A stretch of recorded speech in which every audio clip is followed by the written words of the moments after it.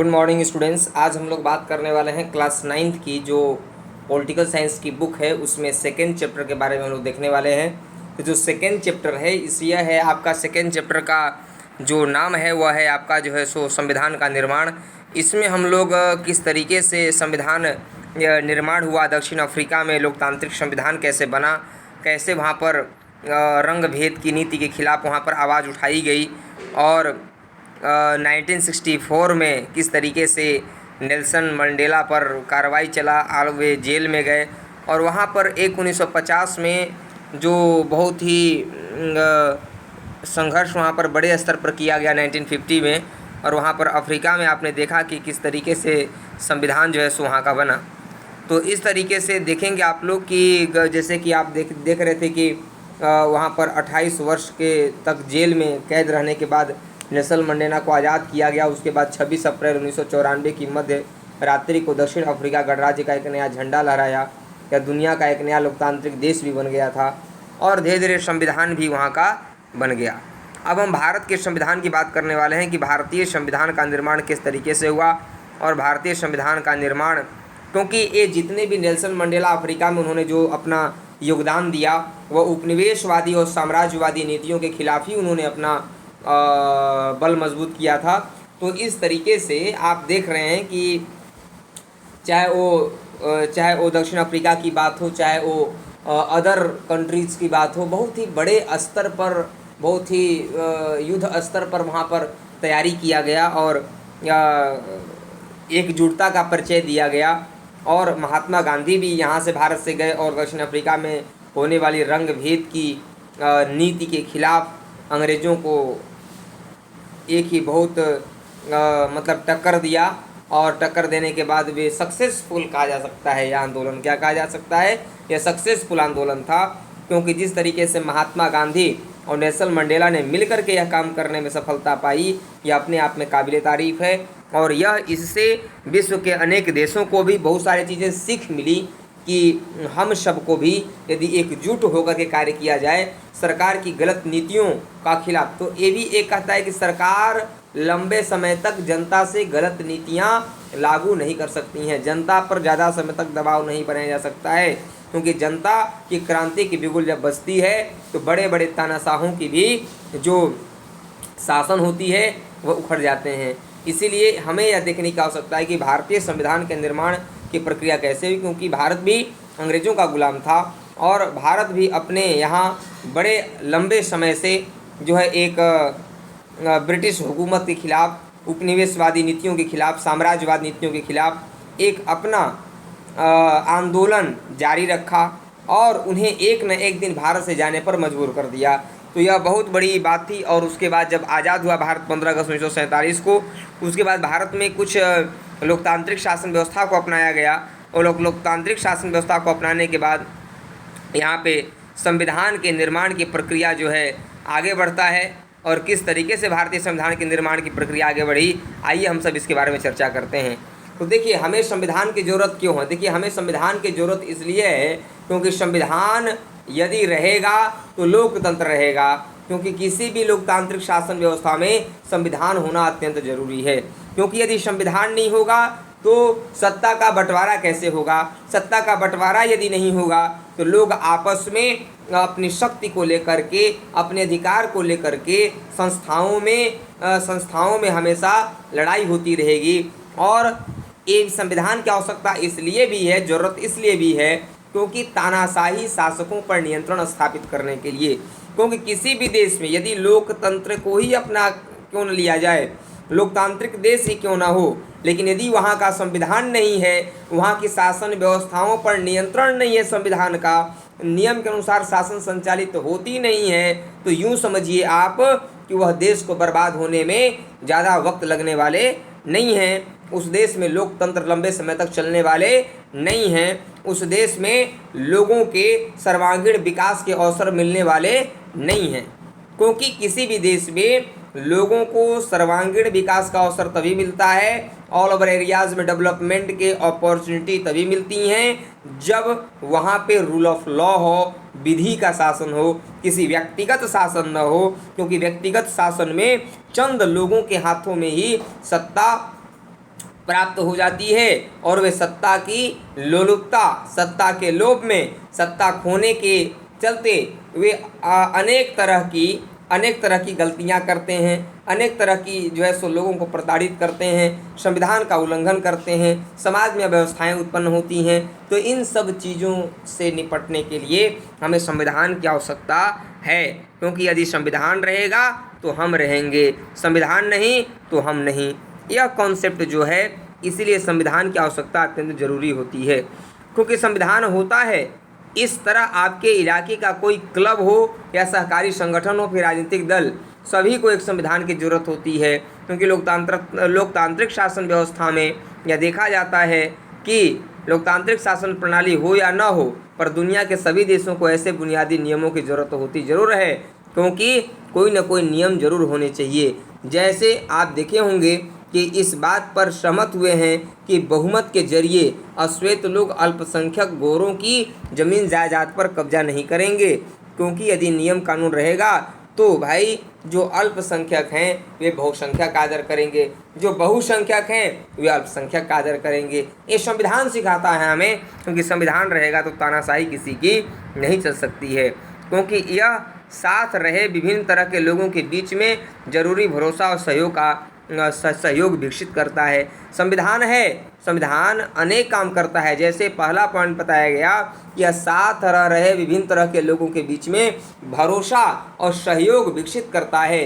दूसरी बात, यह स्पष्ट करता है कि सरकार का गठन कैसे होगा, किसे फैसले लेने हैं, कौन फैसला लेगा, कौन सरकार बनाएगा, कौन प्रतिनिधियों को चुनेगा, चुनने वालों का अधिकार क्या होगा, योग्यता क्या होगा, प्रतिनिधियों की योग्यता क्या होगी, जो प्रतिनिधि बनेंगे उनका शक्ति कार्यक्षेत्र कितना है। इसीलिए संविधान की आवश्यकता बहुत जरूरी है।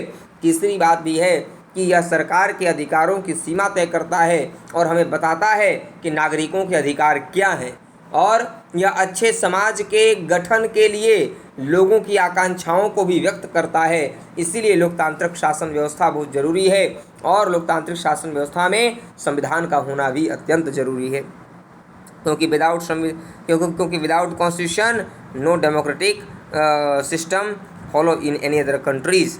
वे सभी लोकतांत्रिक शासन वाले हों ये जरूरी नहीं, लेकिन जिन देशों में संविधान है वे सभी लोकतांत्रिक शासन वाले हों ये जरूरी नहीं, लेकिन जिन देशों में लोकतांत्रिक शासन है वहाँ संविधान का होना अत्यंत जरूरी है। जैसे ब्रिटेन के देखिए, ब्रिटेन के खिलाफ आज़ादी की लड़ाई के बाद अमेरिकी लोगों ने अपने लिए संविधान का निर्माण किया। फ्रांसीसी क्रांति के बाद फ्रांसीसी लोगों ने एक लोकतांत्रिक संविधान की मान्यता दी। इसके बाद यह चलन हो गया कि लोकतांत्रिक शासन व्यवस्था में लिखित संविधान होना बहुत ज़रूरी है। और ऐसा नहीं, बहुत सारे आज जो पाश्चात्य विचारक हैं वे मानते हैं कि संविधान के निर्माण की प्रक्रिया जो है वे अमेरिका में सबसे पहले बना। 1777 ईस्वी में अमेरिका का संविधान फर्स्ट टाइम बनता है, लेकिन ऐसी बात नहीं है। हमारे यहाँ प्राचीन काल से शासन व्यवस्था का संचालन नीति शास्त्र, धर्मशास्त्र के द्वारा होता था। शासन को संचालित करने के लिए कुछ नियम बने हुए थे, राजा उसी के नियंत्रण में कार्य करता था। लेकिन पहले यह था कि राजा उसमें अपने आप से परिवर्तन आसानी से कर देता था, लेकिन अब के लोकतांत्रिक शासन व्यवस्था में और अब के दौर में संविधान में इतनी जल्दी परिवर्तन भी संभव नहीं है, क्योंकि संविधान में परिवर्तन करने के लिए अनेक पक्षों को आपस में मिलाना पड़ता है। यदि अनेक पक्षों को आपस में मिला लिया जाएगा तो आप यदि बहुमत आप प्राप्त कर लेंगे तभी संविधान में संशोधन कर सकते हैं, अन्यथा नहीं कर सकते हैं। देखिए, भारतीय निर्माण की प्रक्रिया की यदि बात किया जाए तो दक्षिण अफ्रीका की तरह भारत का संविधान भी बहुत कठिन परिस्थितियों के बीच बना, क्योंकि भारत जैसे विशाल और विविधता भरे देश के लिए संविधान बनाना आसान काम नहीं था। भारत के लोग तब गुलाम की हैसियत से निकलकर नागरिक की हैसियत पाने जा रहे थे, और देश ने धर्म के आधार पर हुए बंटवारे की विभीषिकी भी झेली थी, क्योंकि भारत और पाकिस्तान के लोगों के लिए बंटवारा भारी बर्बादी और दहलाने वाला अनुभव था। कई लोग मारे गए थे इसमें, है ना, कई लाख लोग मारे गए थे, और हिंसक बंटवारे को लेकर के, हिंसक बंटवारे को लोगों ने रोकने नहीं पाया और कुछ लोगों की स्वार्थ लोलुपता के चलते यह हिंसक विभाजन होता है देश का। और बंट जाने के बाद अंग्रेज़ों ने देश की रियासतों के शासकों को यह जानकारी दे दी थी कि वे भारत या पाकिस्तान जिसमें इच्छा हो अपनी रियासत का विलय कर दें या स्वतंत्र रहें। इन रियासतों का विलय मुश्किल और अनिश्चय काम भरा था और जब लिखा जा रहा था भारत का संविधान, तब देश का भविष्य इतना सुरक्षित और चैन भरा नहीं लगता था जितना आज है, क्योंकि संविधान निर्माताओं को देश के वर्तमान और भविष्य की चिंता थी। संविधान निर्माण का रास्ता, इस सारी मुश्किलों के बावजूद भी भारतीय संविधान निर्माताओं को एक बड़ा लाभ था कि दक्षिण अफ्रीका में जिस तरह संविधान निर्माण के दौर में सारी बातों पर सहमति बनानी पड़ी है, उसी तरह से यहाँ पर भी सहमति बनानी पड़ेगी, क्योंकि वैसे भारत में सहमति बनना थोड़ा सा मुश्किल तो था, लेकिन सहमति तो बनाना पड़ेगा, क्योंकि भारत आज़ादी की लड़ाई के दौरान लोकतांत्रिक समेत अधिकांश बुनियादों बातों पर राष्ट्रीय सहमति बनाने का काम हो चुका था। हमारा राष्ट्रीय आंदोलन सिर्फ एक विदेशी सत्ता के खिलाफ भर नहीं था, न केवल समाज को फिर से जगाने का, वरन अपने समाज और राजनीति को बदलने के लिए नए सिरे से गढ़ने का आंदोलन भी था। क्योंकि आज़ादी के बाद भारत को किस रास्ते पर चलना चाहिए, आज़ादी के संघर्ष में किस तरीके से भेदभाव अंग्रेज़ों ने किया, उन सब के खिलाफ हम लोगों ने बड़े स्तर पर मुहिम छेड़ा और पूरे विश्व को यह दिखाने का काम किया कि किस तरीके से जो साम्राज्यवाद और उपनिवेशवाद की नीति है यह लोगों की स्थितियों को खोखला करता जा रहा है। इसलिए ऐसे शासन को समाप्त करना पड़ेगा। और 1928 में मोतीलाल नेहरू और कांग्रेस के 8 अन्य नेताओं ने भारत का एक संविधान लिखा और 1931 के में कराची में हुए भारतीय कांग्रेस अधिवेशन में एक प्रस्ताव या रूपरेखा पेश की गई। यह प्रस्ताव में यह रूपरेखा दी गई कि आज़ाद भारत का संविधान कैसा होगा, और जिसमें सार्वभौमिक वयस्क मताधिकार की बात की गई, स्वतंत्रता की बात की गई, समानता का अधिकार की बात की गई, अल्पसंख्यकों के अधिकारों की रक्षा की बात की गई। और इन सब पे बुनियादी मूल्य जो थे भारतीय संविधान के, इन सब नेताओं की सहमति बन चुकी थी। और यही नहीं, जिस तरीके से भारत का संविधान अंग्रेजी हुकूमत ने अपने कम लोगों को वोट का अधिकार दिया था, उसके बाद भारतीय सरकार ने जब हमारा संविधान बनने लगा तो हम लोगों ने सबको एक निश्चित आयु पूरा करने वाले तबके को सबको मत देने का अधिकार प्रदान किया। और भारत शासन अधिनियम 1935 था, भारत शासन अधिनियम जो 1935 था, इसमें थोड़े बहुत परिवर्तन के साथ हूबहू भारतीय संविधान में इसे जोड़ दिया गया और भारतीय संविधान में जोड़कर यह लगभग 200 धाराओं को भारतीय संविधान में जोड़ा गया। इसलिए भारतीय संविधान का सबसे बड़ा स्रोत माना जाता है भारत शासन अधिनियम 1935। इस तरीके से नेताओं में इतना आत्मविश्वास आ गया था कि उन्हें बाहर के विचार और अनुभव को अपनी ज़रूरत के अनुसार अपनाने में कोई हिचक नहीं हुई। हमारे अनेक नेता विश्व के देशों में जो भी अच्छी बातें थीं, उन अच्छी बातों को अपने देश के संविधान में जोड़े और जोड़ करके उसे अपने यहाँ उसे भारतीय संविधान का स्रोत कहा जाता है। जो चीज़ें दूसरे देश के संविधानों से प्रभावित होकर अपने देश के संविधानों में जोड़ा गया था। संविधान सभा, तो हमारे यहाँ सबसे पहले मैं आपको बता दूं कि महात्मा गांधी 1922 में यह मांग किए थे कि भारतीय संविधान का निर्माण भारतीयों के द्वारा होगा। इस बात के लिए वे अड़े हुए थे कि भारतीय संविधान का निर्माण जब भी होगा तो भारतीयों के द्वारा होगा। इससे भी पहले बाल गंगाधर तिलक यह मांग कर चुके थे कि भारतीय संविधान का निर्माण भारतीयों के द्वारा ही होना चाहिए, लेकिन यह बातें बड़े स्तर पर उठने नहीं पाई। फिर महात्मा गांधी जब 1922 में मांग करते हैं तो 1940 में लॉर्ड लिथगो के नेतृत्व में अगस्त प्रस्ताव आता है। अगस्त प्रस्ताव कहता है कि हम भारतीयों के परामर्श को भारतीय संविधान का निर्माण करने में भारतीयों का परामर्श थोड़ा बहुत लिया जाएगा, ज़्यादा परामर्श नहीं लिया जाएगा। तो इसके बाद इसके प्रस्ताव को अस्वीकृत कर दिया जाता है। इसके बाद क्रिप्स मिशन रिपोर्ट आता है 12 मार्च 1942 को और मुस्लिम लीग इसके विचारों को अमान्य घोषित कर देता है। फिर 24 मार्च 1946 को कैबिनेट मिशन प्लान आता है और कैबिनेट मिशन प्लान में ब्रिटिश मंत्रिमंडल के 3 सदस्य भारत आए थे, AB अलेक्जेंडर, पैथिक लॉरेंस और सर स्टेफोर्ड क्रिप्स। इन्हीं लोगों के रिकमेंडेशन पर, इन्हीं लोगों की सिफारिश पर भारतीय संविधान सभा का गठन किया जाता है। तो यह भारतीय संविधान सभा की बात किया जाए तो प्रारंभ में भारतीय संविधान में 389 मेंबर्स थे। कितने मेंबर थे?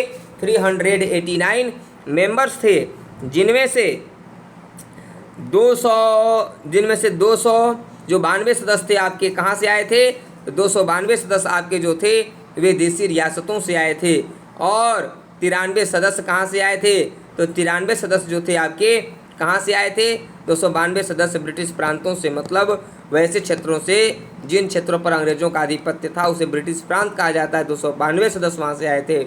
93 सदस्य देशी रियासतों से आए थे, मतलब 500 से अधिक भारत में देशी रियासतें थीं, राजा थे, राजाओं की रियासत ही देशी रियासत कही जाती है। और 4 सदस्य ब्रिटिश आयुक्तों के प्रांतों से आए थे, मतलब ब्रिटिश कमिश्नरी से आए थे। आप जब ऐड कर देंगे तो 389 हो जाएगा। और सबसे अधिक सदस्य संयुक्त प्रांत उत्तर प्रदेश से चुने गए थे। और जो मतदाता वोटर्स क्लासिफाइड इनटू 3 कैटेगरीज, 3 भागों में बटे हुए थे, मुस्लिम, सिख और साधारण। और इन लोगों ने मिल करके भारतीय संविधान की तैयार किया। भारतीय संविधान का निर्माण की प्रक्रिया प्रारंभ होती है। प्रथम संविधान सभा का आयोजन होता है 9 दिसंबर 1946 को, और 9 दिसंबर 1946 को जब संविधान का प्रथम अधिवेशन होता है, डॉक्टर सच्चिदानंद सिन्हा इसके अध्यक्ष बनते हैं, लेकिन अस्थायी अध्यक्ष बनते हैं प्रथम अधिवेशन में। और यह दिल्ली के केंद्रीय कक्ष में हुआ था यह अधिवेशन। मुस्लिम लीग इस अधिवेशन का बहिष्कार कर देती है। दूसरा अधिवेशन 2 दिन के बाद 11 दिसंबर 1946 ईस्वी को होता है, और 11 दिसंबर 1946 ईस्वी को संविधान सभा के दूसरा अधिवेशन में राजेंद्र प्रसाद को भारतीय संविधान सभा का अस्थायी अध्यक्ष बनाया जाता है साथियों। और दूसरे अधिवेशन का भी बाइकाट मुस्लिम लीग करता है, क्योंकि वह अड़ा हुआ था कि जब तक द्विराष्ट्र सिद्धांत को नहीं माना जाएगा, जब तक पाकिस्तान रूपी एक नए देश को स्वीकार नहीं किया जाएगा, हम किसी सभा सम्मेलन में भाग लेने वाले नहीं हैं। तो इसीलिए इतने विवाद होने के बाद, इतने वैचारिक मतभेद होने के बाद 3 जून 1947 ईस्वी को माउंटबेटन प्लान इंडिया आता है। और इसी माउंटबेटन योजना के द्वारा भारत और पाकिस्तान का बंटवारा कर दिया जाता है। बंटवारा धर्म के आधार पर, जनसंख्या के आधार पर होता है। और इस आंदोलन में, बंटवारे में कई लाख लोग मारे जाते हैं। और यह बंटवारे के लिए महात्मा गांधी वगैरह की चाहत नहीं थी, लेकिन तो भी बंटवारा हो जाता है। इसके बाद संविधान सभा का गठन हमारे यहाँ हुआ ही, उसके बाद पाकिस्तान दे दिया गया। पाकिस्तान चला गया उधर। जब पाकिस्तान चला गया तो हमारे संविधान सभा की सदस्य संख्या जो 389 थी, घटकर 299 तक आ गई, जिनमें 299 तक आ गई। और अंतिम रूप से भारतीय संविधान पर कितने लोग हस्ताक्षर किए थे, तो 284 लोग ही भारतीय संविधान पर अंतिम रूप से हस्ताक्षर किए थे साथियों। और भारतीय संविधान को निर्मित करने के लिए अनेक प्रकार की समितियां बनाई गई थीं, जैसे संघीय संविधान समिति के अध्यक्ष पंडित जवाहरलाल नेहरू, प्रांतीय संविधान समिति के अध्यक्ष सरदार वल्लभ भाई पटेल, अल्पसंख्यकों संबंधी मौलिक अधिकार समिति के अध्यक्ष सरदार वल्लभ भाई पटेल, और झंडा समिति का अध्यक्ष JB कृपलानी। इन सभी समितियों में सबसे प्रमुख समिति जो था वह ड्राफ्टिंग समिति था, वह प्रारूप समिति था, जिसे मसौदा समिति कहते हैं। इसमें कुल 7 सदस्य थे। BR अम्बेडकर अध्यक्ष थे, KM मुंशी, अल्लादी कृष्णा स्वामी Iyer, Syed Mohammad Sadulla, N Gopal Swami Iyengar, TT Krishnamachari, N Madhavrao. ये 7 ऐसे धुरंधर वीर थे जिन्होंने भारतीय संविधान के प्रारूप को तैयार करने का काम किया। 29 अगस्त 1947 को इसका गठन हुआ था प्रारूप समिति का, और 26 नवंबर 1949 को भारत का संविधान बनकर कंप्लीट हो जाता है। और जिस दिन संविधान बनकर कंप्लीट हुआ, अंगीकृत हुआ, उसी दिन नागरिकता, निर्वाचन और अंतरिम संसद से संबंधित प्रावधानों को तुरंत लागू कर दिया जाता है, जबकि शेष सभी भागों को 26 जनवरी 1950 को लागू किया जाता है साथियों। तो यह डेट भारतीय इतिहास के लिए ऐतिहासिक डेट था, क्योंकि 26 जनवरी 1930 को जब लाहौर अधिवेशन हुआ था 1929 में, तो पहली बार नेहरू जी रावी नदी के तट पर तिरंगे झंडे को फहराए थे और पूर्ण स्वाधीनता दिवस मनाने की घोषणा किया था उन्होंने। इसीलिए 26 जनवरी 1950 को, 26 जनवरी को हम लोग गणतंत्र दिवस मनाते हैं, और 26 नवंबर को हम लोग विधि दिवस मनाते हैं साथियों, और 15 अगस्त को स्वतंत्रता दिवस मनाते हैं। इस तरीके से हमारा संविधान बना। और हमारा संविधान जब बना तो विश्व का सबसे बड़ा संविधान बना। विश्व का सबसे बड़ा संविधान का मतलब पूरे विश्व के किसी भी देश, लोकतांत्रिक देशों में या कहीं पर भी 395 अनुच्छेद, 22 भाग और 12 अनुसूचियाँ आपको नहीं मिलेंगी। यह भारतीय संविधान की अपने आप में एक बहुत ही विकट स्थिति था, यह विशेषता भी था क्योंकि विश्व के जितने भी संविधान हैं उन संविधानों में हम अपने यहाँ अल्पसंख्यकों को भी अधिकार दिए, महिलाओं को भी अधिकार दिए, विशेष संरक्षण दिए, केवल अधिकार ही नहीं दिए, विशेष संरक्षण भी दिए। और केवल संविधान ही नहीं बनाए, संविधान को सुरक्षा करने वाली संस्था का भी निर्माण किए, जो न्यायपालिका है साथियों। तो न्यायपालिका ऐसी संस्था है जो संविधान रूपी जो नियम कानून का संग्रह है, इसकी गार्जियन कहा जाता है, रक्षक कहा जाता है। लोगों के मौलिक अधिकार प्रदान किए गए, यह विशेषताएं हैं। मौलिक कर्तव्यों को शामिल किया गया कि केवल जनता का अधिकार मांगने का ही अधिकार नहीं, केवल कर्तव्यों का पालन करना भी उनके लिए जरूरी है। तो 3 वर्षों में कुल 114 दिनों की गंभीर चर्चा हुई। सभा में पेश हर प्रस्ताव, हर शब्द वहाँ कही गई, हर बात को रिकॉर्ड किया गया और उसे संभाला गया। इसीलिए आप देखेंगे कि मोटे तौर पर कॉन्स्टिट्यूएंट असेंबली डिबेट्स नाम से 12 मोटे मोटे खंडों में प्रकाशित किया गया है।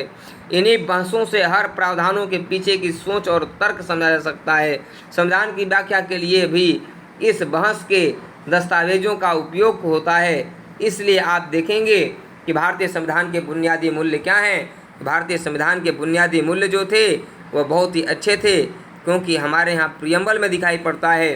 क्योंकि पंडित जवाहरलाल नेहरू 13 दिसंबर 1946 ईस्वी को संविधान सभा के समक्ष उद्देश्य प्रस्ताव को पेश करते हैं, और यह उस उद्देश्य प्रस्ताव को संविधान सभा ने जो 22 जनवरी 1947 ईस्वी को सर्वसम्मति से पास कर देता है।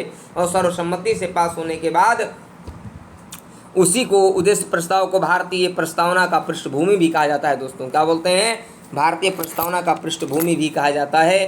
तो आज के लिए बस इतना ही। अगले क्लास में हम लोग भारतीय संविधान के प्रस्तावना दर्शन पर चर्चा करेंगे। तो आज के लिए बस इतना ही साथियों, नमस्कार, जय हिंद। वीडियो को लाइक, सब्सक्राइब, शेयर जरूर करें।